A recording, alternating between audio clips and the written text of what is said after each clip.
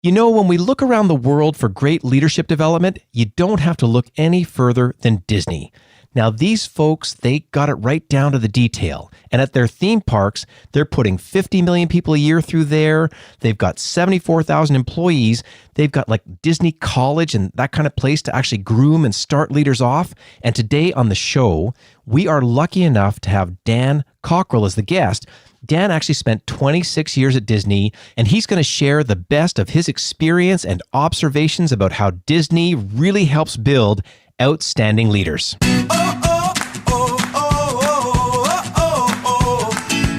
Are you a professional who wants to become a more effective leader? Then get ready for practical tips from the coach with the experience and inspiration to help you succeed in any leadership situation. You're listening to the Meeting Leadership Podcast with Gordon Shepherd.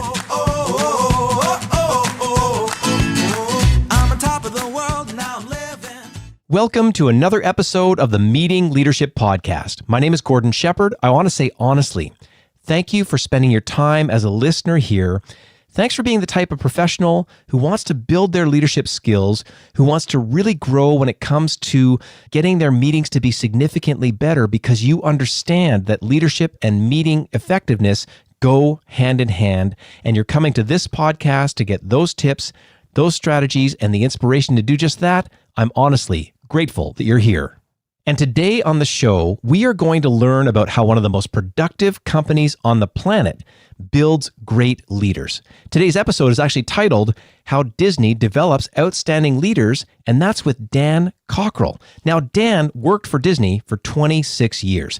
Dan is out now on his own. He is a professional speaker, a presenter, a great storyteller, and he brings all of that good experience from those 26 years into today's episode.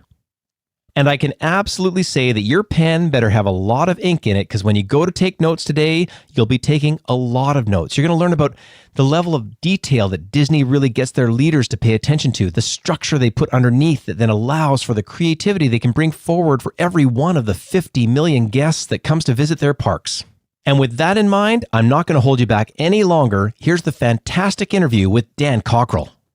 Dan, it is great to have you here on the show. Welcome. Thanks, Gordon. I'm excited to join you today. You know, it's fun to get someone with such leadership depth on the show, because I know we're going to get a ton out of this interview here today, but there's a lot of people that haven't met you on the show, and I wonder if you can take a second here to give us your elevator pitch on who's Dan. Sure. My dad was in the hospitality industry, so we moved all over the United States as I grew up. And when I graduated from high school, I ended up going to Boston University. I studied political science, which is what you study when you have no idea what you want to do with your life. And I waited tables the first summer in college, and my second summer, I came down to Walt Disney World on the Walt Disney World College program. At any given time, we have 6,000 students working at Walt Disney World, and it's a great source of labor for us. It's a great way to recruit future leaders, and it's a great way for the people to get Disney on their resume. So I did that for a summer, and I went back to college. And 2 years later, I ended up back at Walt Disney World. I went to the casting center, we call it, the employment center. And I said, I'd like to work here. And they said, what would you like to do? And I said, well, I don't know. What do you have? And they said, what's your background? I said, I studied political science. They said, you should be parking cars at Epcot. I said, that's what I'm hoping you were going to say. And my story is not uncommon. Most people that worked at Disney, executives, started on the front line. And it's important. It's part of our culture. So, well, and it's funny. Did I hear you put in 26 years at Disney? Is that what you're saying? I did. So there's a moment there where you're sitting there as a political science somebody who maybe didn't know they were about to spend 26 years somewhere. There's a beginning there. My guess is you hold Disney in high regard, you know what I mean, in terms of what they were able to do for you. And I'm fascinated now because obviously there's such a well-respected organization and they've been so successful. There's a moment that connects leadership from that moment that we've got with you here, where you're sitting in those early classes or whatever, that early training. And then it's 26 years later. And I want to get a feel through the development through that time, working through their systems and your own leadership growth. But in early days, how were they helping you sort of as a young leader? What sort of tips were you picking up at that time that you were then starting to then be able to build your leadership ability? Sure. Well, I'm big on culture. I love culture. Disney's all about culture. And I'm a strong believer and proponent. I talk about this all the time, that leaders are responsible to create the environments and set the expectations of what culture they want to have, what behaviors are acceptable, what behaviors are not acceptable, and what behaviors are valued. It's funny, when I look back at Disney and in the 19 different jobs I had and that first job I had, most of what I learned was just because of the culture. We use a lot of standards. Nothing is set to chance. There's a certain way you point. There's a certain way that you stand in the parking lot. There's a certain way you greet people. Everything is done because when you're handling over 50 million guests a year, you have to have a plan. You can't have everyone come in every day and just decide how to do it today, because you have to be extremely efficient in how you get things done. And so this idea of my parents, if I was late getting home, I'd get in trouble. I told my kids, if you do at Disney a few times, you're gone. You're going to hold the show up. You have to be there and you have to be performing at your best level every single day. And so if you don't like structure and you don't like process, a place like Disney or a big company like that is not a place to work. And once again, what we found at Disney is it's not for everybody, and no company's for everybody. But if we can hire the people who naturally will fit into that environment and enjoy that environment where they're held highly accountable, they realize they have a very important purpose. Walt Disney World is not a cheap place to visit, and some people only get there once in their life.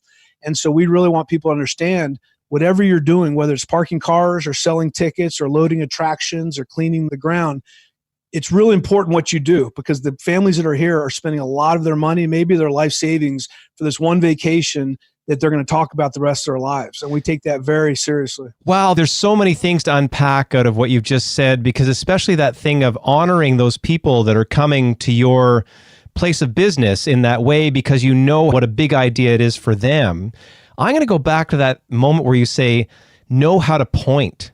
Because I think as a leader, some folks that are kind of slinging it, do you know what I mean? Where they don't have any structure, they don't have that ability. If we can't learn from a successful corporation like Disney and realize that if you get those little things right, that's the kind of thing that can really help you be successful. Absolutely. First of all, at role models, it reinforces to everyone detail is important. And it also, there's reasons we do everything. The pointing, for example, you don't point with one finger, because if you're giving someone directions and you're pointing and someone's across the street and they think you're pointing at them, pointing at somebody, it's kind of an aggressive move. It's kind of rude. And so at Disney, you point with two fingers or you point with your whole hand. And everyone at Disney knows that. And that's how it's done. And when you meet somebody and they point with more than one finger, you're like, you must have been trained at Disney, because that's what we do. And a lot of people say, wow, you guys are drinking the Kool-Aid. I mean, you're even teaching people how to point. It's like, no, if you're going to entertain tens of millions of people every year, you have to have a strong culture and a strong expectation for the 74,000 people that work there of how they get things done. Now, once people understand what the standards are, then you let them be themselves. Then you let them start to create individual moments and make guests feel special and make the exceptions and break the rules and go outside the guidelines when it's appropriate. I would say it's a dilemma. On one hand, you're trying to do everything exactly the same way every time. And on the other hand, you're trying to make every guest feel individually special and different. And if you can do both of those, it's a magical thing, because you need to give people the rules, but then let them use those in a way they're going to, with the purpose of creating happiness for people. Well, and you've led so many people throughout that career. There's that moment where you've got that dichotomy that you're talking about. What are you doing as a leader in that moment to help someone in a specific moment? Maybe you could even take me to the first name of somebody, without letting us know exactly who it is, but you're leading them in a given moment. What can we learn from you in that moment? Like, tell us maybe a little story about how to do that, where you had a success story that someone that you were actually proud of, helping to kind of bridge that. Yeah. So, for example, we start off with, and we talk about this at Walt Disney World all the time, our common purpose. Everyone has a role and everyone has a common purpose. Everybody has a different role. I was the vice president of a theme park. We had people, once again, that danced in the shows. We had people that sold merchandise. There are thousands of different roles at Walt Disney World. Everybody has the same purpose. It is to make our guests happy and find how to create that magical experience for them. And so you take the custodial cast member, their job is to empty trash cans and sweep the ground. Now, when they see a guest that has a map open, that's their cue to go talk to them, because that means that guest is looking for something, and now I have an opportunity to help them find where they're going. Or if they have an extra 10 minutes between shifts, our custodial cast members have learned how to get a little pan of water, and they actually paint Mickey Mouse and Goofy and Pluto in water on the cement on the ground. And in Florida, that lasts for about 5 minutes with the heat. But it's one of those only at Disney moments. As a custodial cast member, I'm here to create magic and happiness, and I can find a way to do that. And so that's kind of how we have everyone think about it. Once you get your common purpose established, the quality standards that we use are extremely important. We use 4 quality standards at Walt Disney World in this priority order. Well, actually, I'm going to quiz you, Warden. What do you think the most important thing is? What's the number one quality standard we have that's the most important thing before we do anything else? I would say cleanliness. Okay, close. But what's the most important? What do you have to do anything, to go anywhere? Great people. Safety.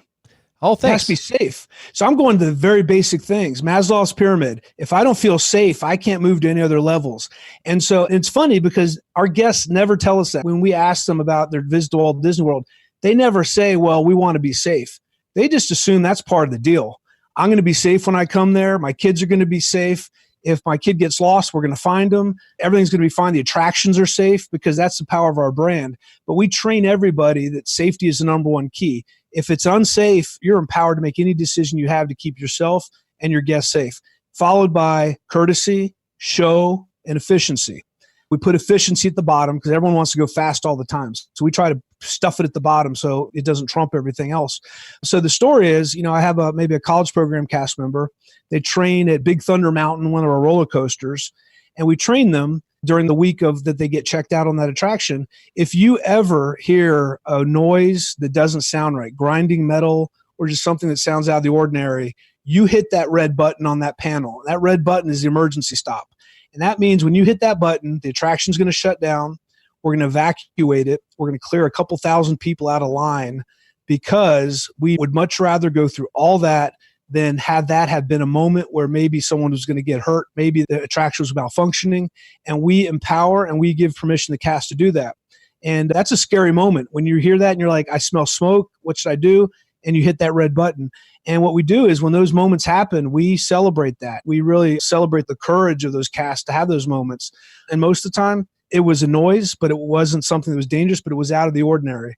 And that's how we train people to make those decisions. Boy, the empowerment that you're talking about. So again, you've built this strong structure. The culture is allowing that to go forward. People are empowered to do the right thing at the right moment. And I've actually been in the front line at a big roller coaster attraction and had that moment happen. And as a grumbly kind of, guest, I was like, oh, whatever. And then those people were running around doing their good work. And I remember later saying that very, very thing of well, at least they went and took care of it and there wasn't anybody at risk. So I think that's really interesting to find out in terms of standards. Then as a leader, what you're able to do is make sure that those things in order are there for each person. And so it would make leadership, in fact, with that structure a lot easier. Right. Exactly. Because you're creating an alignment. A brand new cast member knows generally what the vice president of the park who's been there 26 years, they can make a very similar decision because they're using the same criteria to apply against a problem. And so if you tell someone a scenario, you're much more likely to have most people make the same kind of decision. It won't be the exact one, but we're not telling people, look, just go out and use your common sense, because that means something different for everybody. So we say, here are the quality standards. You have to make a safe decision. And if it's safe, then you have to be nice to people. And in addition to that, you have to put on a great show. People are coming here to escape reality, and they want to make sure you have your name tag on, make sure you have the right color shoes, make sure if you work in Tomorrowland, you're not walking through Frontierland because that ruins the show for people. We're putting on a show. And lastly, do it efficiently because we have 50 million people visiting our parks, and we have to get people from point A to point B as quickly as we can because no one wants to wait. And if you can give people those quality standards, you start building behaviors under each of those quality standards, and then you start telling stories. And that's how we teach at Disney. Most of the development we do is not in a classroom. It's through storytelling. It's you made a decision. You came up with a fun new greeting. At Buzz Lightyear, when someone was boarding, you said, have a great flight, Space Rangers. And everyone says, wow, that's cool. Let's use that greeting. Because if you're Buzz Lightyear and you're going to space, you're a Space Ranger. But you don't greet people that way in Frontierland. And so you just keep telling these stories and you keep reinforcing through storytelling and recognition.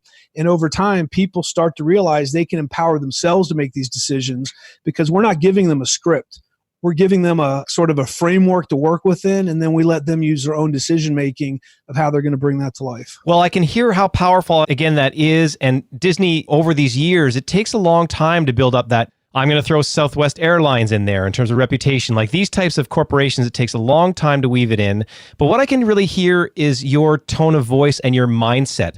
There is no variance in what you're saying. You're like very clear of like, this is how it works. If you're on this ship, this is the way we're going to go forward. And I love that. That really makes a lot of sense. And I think people can pick as much up from your tone as much as the information that you're actually conveying, so that if they want to build their organizations or lead their teams with that same way. And I mean to get back to these 4 standards that you're talking about and actually talk a little bit more about then another aspect of what we like people to listen to on this show, which is as a leader, how do you help people have an effective meeting? And I would think that safety or trust would be actually at the root of this very thing. Yeah, there's certainly moments. And I was listening to the podcast that you did recently with a gentleman from the Netherlands. And it was really interesting, the story he had about when he asked people in audiences to raise their hand if they've been in 1 meeting that week, at 5 meetings. And they get the people who have been in 15 meetings, and some people start crying because they're just so upset and so stressed about it. So there's a certain degree, yeah, you have to make meetings are places where you have to have a safe environment. What I learned at Disney is the world goes way too fast, is way too complicated, and no one can know everything. And so I've realized over time when I'm in a meeting, I'll help facilitate that meeting. But even though if I'm in charge of that group, I'm merely a participant, and I have to facilitate, and I have to make it a safe place for everyone to push back, for everyone to be very candid in what they're thinking about. And generally, that just doesn't happen in meetings. It's kind of like there's a great video from the 80s. I think it's called The Road to Abilene. And it's this idea that everyone in the group agrees with the boss and everyone says, yeah, let's go do that. But when the first person pushes back and says, maybe that's not the best idea, and you say, well, tell me more. And all of a sudden everyone agrees, yeah, we didn't think it was a good idea either. Well, how could the whole group have agreed with this idea and one person raises their hand and disagrees, and now everyone feels comfortable to say, yeah, we didn't think it was a good idea either? Well, why didn't you speak up? Well, because why would I take that risk to push it up against the authority figure and tell them what they're saying is a bad idea? There's a dynamic that we just ignore a lot of times. Well, and it's death by a million cuts in those meetings that are like what you just described for organizations, like so when it's not running well. But what I heard about what you were doing in the meetings when you were at Disney is that you said you very much with humility said, I'm a participant and I'm not the expert. So again, what we're hearing is leadership mindset going into that situation. And I actually was in a situation where I was dealing with, I think it was 10 senior leaders for a municipality. And we were in there, and sheep's clothing, the senior leader was like, I want everyone to be participating. And then at one moment, that clothing just came off and command and control came out. And here we were spending time actually together for like a full day to try and help their team to get better.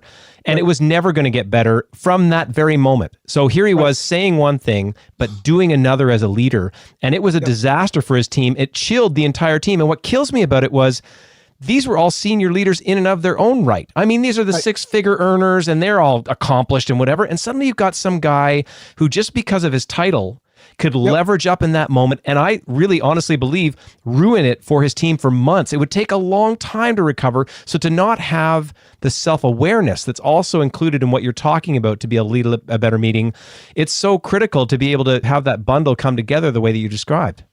Yeah. You know what the biggest problem with people who don't have self-awareness is? They don't know they don't have self-awareness. That's the problem. So it's this idea, you just got to know. I heard a quote yesterday that stuck with me, and it said, which I thought was fantastic. The greater your ability, the greater your humility. Your humility always has to be greater than your ability. And the better you are at something, the more humility you have to practice to have. And it's just, I mean, this story goes back as old as time, right? This fact that you get a title, you're good at what you do, you start feeling comfortable, and it's easy just to start discounting people. Maybe you don't do it always openly, sometimes you do, but there's a slippery slope of, I kind of know everything that's going on now. It's that idea of pride is just before the fall. So this idea, can you stay disciplined to have some truth tellers around you and to be able to whisper in your ear, hey, you need to shut up, or hey, you're not treating this right, or you just need to, you totally missed an opportunity there. And whether you need to have someone like that at work, and I think you need to have someone like that at home to keep you in check and keep you grounded, because that's one of the hardest things to do. So I think that was a big thing with meetings. The whole idea of how do you get out of meetings and have less meetings and cancel meetings and go get to work, You know what? I wish I figured that out at Disney. And I get that question when I do keynotes and workshops. They say, tell us the secret to meetings because you were at Disney. I said, you tell me the secret because, man, we met as much or more as any other big bureaucracy. And after I listened to your podcast the other day, I wrote down something that I sent to the person who does my social media. It's a quote I had, and I'm not going to quote it exactly, but it was something along the lines of meetings are catch-alls for lack of strategy, lack of empowerment, lack of communication, lack of clarity. When you have a lack of all that stuff, the meeting is the solution. We all think it is. And it's not. It's an illusion. You just get people in a room. Just because in a room doesn't mean it's going to get any better. So my advice when I'm going to do my next podcast on meetings, this has helped me think about it, is if meetings are so bad and you hate them so much, you can't always tell your boss, I'm not coming to your meeting, but you call meetings all the time. Take 30 days and try something new. Tell your team, we're going to cut 20% of the meetings in the next 30 days. Let's figure it out. It's in that 30 days. Let's see what happened. I bet that you're not going to go out of business by having less meetings. I love that. And I'll tie that right in. I've got a book, a colleague of mine here where I live, project manager, read the book, got a little bit bold. So this is back to the mindset thing. So much of this is mindset. Went to his boss and said, hey, why do we need to meet for an updates meeting for 1 hour every week?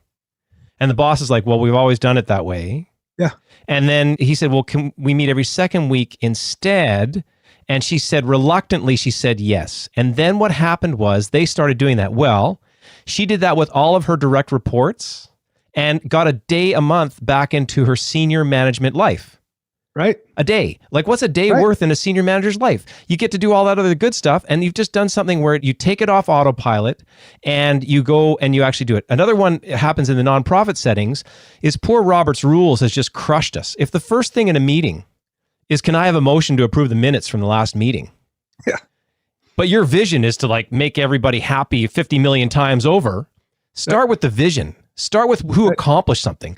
Don't start a meeting ever. It's not that you don't need to approve the minutes. Sure, it might be some fiduciary things, or that's fine. Do them. Sure. But it's never, ever the first moment in a meeting. But we're on this real hangover from parliamentary rules, which works great if you've got like 50 people backing it all up. It can be awesome. So I can't say enough again about where you're going with it. Just that thing of mindset, right? How do we help people give themselves permission to go, yeah, we're going to cut the meeting. Yes, you are. Another one, if you want to throw it into your podcast as well, is this idea of, can you uninvite somebody to a meeting? And just practice saying the words out loud and find out what happens. A couple things are going to happen. One, if they need a shiny object and they're offended, go have them do a special project. Or you're going to find out they're going to be really relieved because they want to go do their other work. Right. And I'm an includer. I was the guiltiest of bringing more and more people to my meetings because I love different points of view. But the more people I brought, the less people would talk. And the more people are there to listen in and the more people's time I was taking and that idea. But then when you tell people, there's a status symbol, I think, unfortunately, also is, are you in that meeting or not in that meeting? And people look for these cues, like, where's your parking spot? What kind of key do you have? And how many doors does it open? And what meetings do you get to go to? And it's funny how on one hand, people hate the meetings, but then you say, okay, well, you don't have to come to this next one. Well, why not?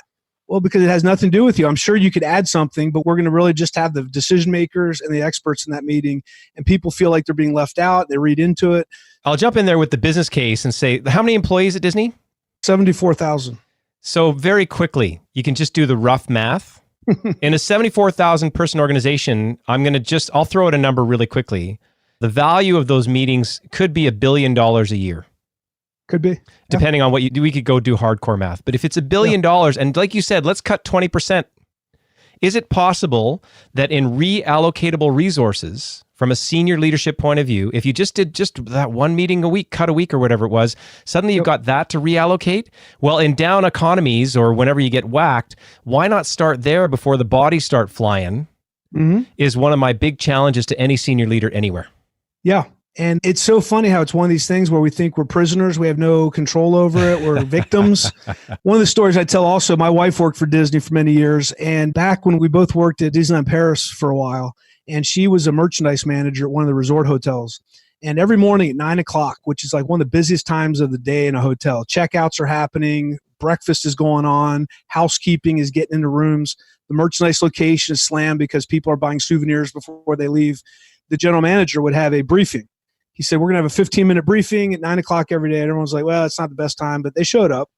And after a week or so, a week or two, they turned into like 1 hour briefings. And on the third day of the 1 hour briefing, Valerie, my wife, said, I need to excuse me. And she walked out. Well, she got a call later in the afternoon by the GM. Why'd you leave my briefing? She said, well, I need to get back to run my location. He said, well, we need to meet every day. She said, well, you said it was going to be 15 minutes and we've done 60 minutes for a few days in a row here. And you told us running our business is the most important thing. So that's what I'm going to do. He was not happy. He was not, but the next day they went back to 15-minute meetings. Someone has to have the courage to speak up. And of course, after she did that, everyone's like, we were right behind you, Valerie. We were with you. Yeah, right behind me. You take the bullet, see what happens. And if you can get the win, we all agree with your point of view. Oh my goodness. When I think about the price that people pay, I'll just share another story that I was doing a strategy facilitation with a significant nonprofit board. So they're all volunteers in this case, but we're doing a strategy thing and I'm a paid consultant in the room, right? So this nice man comes in, he's about, 15 minutes late, starts talking about something nobody cares about. And, good consultant, what do? You sit there and you go, oh, okay, you ready to start now? And something happened for me that day where it was just like, no, not anymore. I stood up, I looked at this guy and I said, listen, you're 15 minutes late. You're talking about something nobody cares about. And this meeting's probably worth a couple $1,000 an hour, even though it's volunteering. What do you want to do about it? And then I went to reach for my briefcase because I figured I'm fired like on the spot for doing that. And I tell this story because the guy to his right, the one that they'd worked hard to get on to do all the financials, just went like this. He went, oh, thank goodness somebody said something. And your wife would relate well to that because that's exactly what everyone's thinking in these situations. So where can we get, again, as I seek, how can I get the CEO of Disney? Impossible. But how can I get someone at that level to understand this? Because what they're trying to do is eke out every possible opportunity to make the business run better. And if we're allowing these things to occur throughout our industrial world and our nonprofit world, it's either a loss of dollars on one hand. In the nonprofit world, what's happening is we are losing volunteers left, right, and center because professionals are showing up to these nonprofit meetings where they wanted to volunteer. They're over 60 and they're ready to give back. They get in, the meeting is brutal and they're gone. And so we lose capacities. It just affects so many different things. Yeah. I think the last point is if you think meetings, you have to have them because you need the human contact with everyone and you're not going to have that, then you know what? Cancel the meeting and have the happy hour and have a whole different dynamic. Make it a social environment because that's what we do. We want to have the meeting because we want the social interaction. Well, forget it. Find another time or place to do that and just send the emails. And I know that turns into a whole nother podcast on emails, but just get the work done. Let the main thing be the main thing. And if the main thing is being out with guests, helping cast members deliver magical experiences, then try to spend as much time as you can doing that. And every moment you spend in a meeting, not with people, not working on the business, is lost time. It's lost time for you, and you have to have a sense of urgency to combat it like you do everything else in your business. Well, I totally agree, and so nice to have such an experienced leader from a great entity that allowed you to sort of grow yourself into this, and now you're out in the world, I know, doing your good work, helping others to learn these systems, gain from your confidence and all that kind of thing. And I mentioned before we got on the interview, the other day, was that the last piece that we want to get into starts with a very simple question, and it goes like this. What inspires you? What inspires me is being with people. I'm a big fan of the Gallup organization and Strength Finders. It's a great tool that you can get a book, Strength Finders 2.0. For years, they've been doing assessments on personalities and strengths. And if you take that assessment online, they'll send you back a report and it'll tell you what your strengths are. And if you've answered it, you can't game it. The questions are not intuitive. But if you answer it honestly, they'll tell you out of 34 strengths what your top 5 are. And if you answered it truthfully, you won't be surprised by what you see. But the key is once you know what those are, try to align them with what you do every day. And so when I did my Strength Finders, everything on my Strength Finders strengths aligned with being with people. I realized in order to exercise these strengths, I have to be with people. So every moment I'm doing emails, every moment I'm not with people, I'm less creative, I'm less inspirational, I'm less energetic, I'm less influential. And so I held myself accountable to be out of my office as much as I could. And when I was within my office, to have someone there I was interacting with. And that's what I get my inspiration out. So now that I left Disney and once again had an incredible education in a really great company, I put my thoughts together now. And first of all, traveling inspires me. So I get to do that now. people, say, well, Disney's great. I said, it is, except that I didn't spend one New Year's Eve in 26 years with my wife. And, I had my vacation time. But now my work is wherever I am. I have my laptop, I have my iPad, I can write articles, I can do podcasts, I can do whatever I'm going to do. I couldn't do this now if I hadn't worked for Disney. But the fact is now I'm starting over again. I feel like I'm a year and a half into this and I'm learning a whole new career, and we're learning how to do marketing. We're learning how to do our accounting. We're learning how to build presentations. We're learning how to do pricing. So this has been a really exciting venture. It's the scariest thing I ever did is leaving Disney. It took me a year to make the decision. My wife and I talked about it for a year before I got the courage to think I could actually do anything else besides work at Walt Disney World. And I read something that said, the first 25 years of your life you learn, the next 25 you do, and hope for the next 25 you teach. And I just turned 50 back in February. And so my wife and I decided now all the kids are out of the house, off in college. And as long as they have our phone number to text us for Venmo transfers, if they're broke, that's all they need. And we can help them from anywhere in the world at this point. So it was a calculated risk for us. But if I still worked at Disney, I couldn't be talking to you. I wouldn't be going up to Toronto this week. I wouldn't be going to Bangkok to do speeches. And we're just getting to meet people from all over the world. And it is like so energizing. It's so exciting. What a great gift, because, it's just so authentic in the way that you're saying that right now. We could keep talking on and on and on. I just want to make sure that people, if they need to get in touch with you, know how to do that. What's the best way to get in touch with you? Yeah, my website is dancockerell.com. My cell phone number's on there. People call me sometimes and they say, oh, I'm sorry, I was trying to get your assistant. I'm like, this is it. We got no overhead. It's my wife and I and the dog, and this is our company. And so we're kind of nice and mean and lean. And you can email me at dan@dancockerell.com. And what I tried to do at Disney was being accessible and approachable. I found over time that's what really led to my success, to be accessible and approachable to people. I'm continuing that today. So I just love chatting with people. If anyone has a question or any follow-ups, they can email me or call me, and I'd be glad to talk to them. And the name of the podcast? Come Rain or Shine. How'd you pick the title? Well, gosh, my logo. When I left Disney, I wanted a logo. I'm a big fan of rugby. My wife's from France. So the rooster is the international symbol for France. So I went out and I sent a graphic designer a bunch of different roosters, and we designed my own rooster. And so it kind of refers to, my last name is Cockerell, so it's a cockerel, and it's from France. And as I talk to people, they say, well, it looks like a weather vane. And I said, yeah, weather vane. Your culture is like the weather. And as a leader, you impact the culture and influence the culture of your organization. And so when we started thinking about the podcast, my wife said, come rain or shine.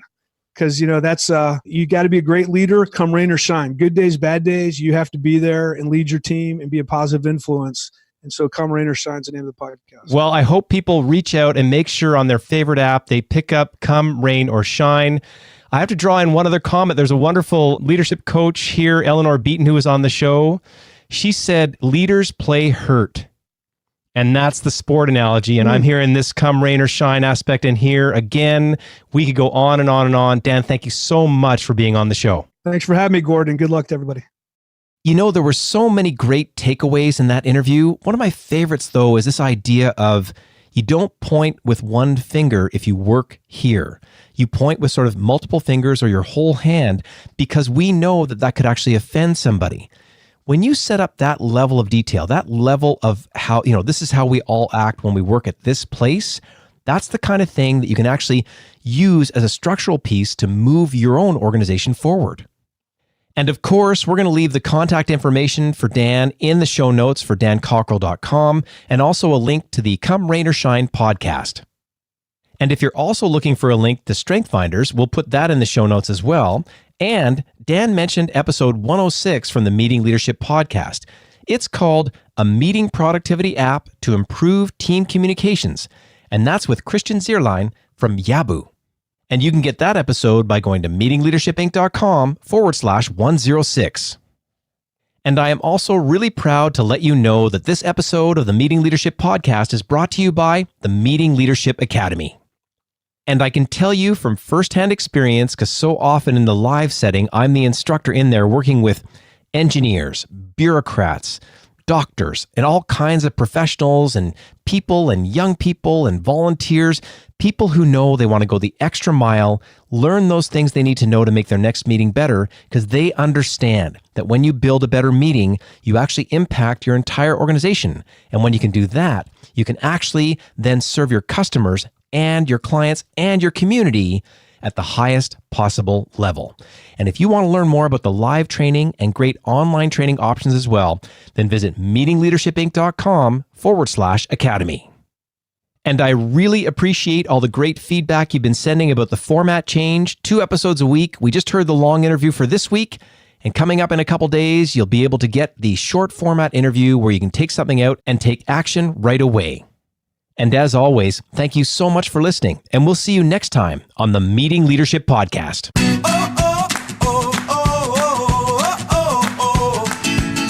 Thanks for listening to the Meeting Leadership Podcast. Be sure to subscribe for more strategies to help you become an outstanding leader. And don't forget to rate and review so we can bring you even more great content. We'll see you next time, right here on the Meeting Leadership Podcast. I'm on top of the world, now I'm living, and the good just gets better, keeps it giving.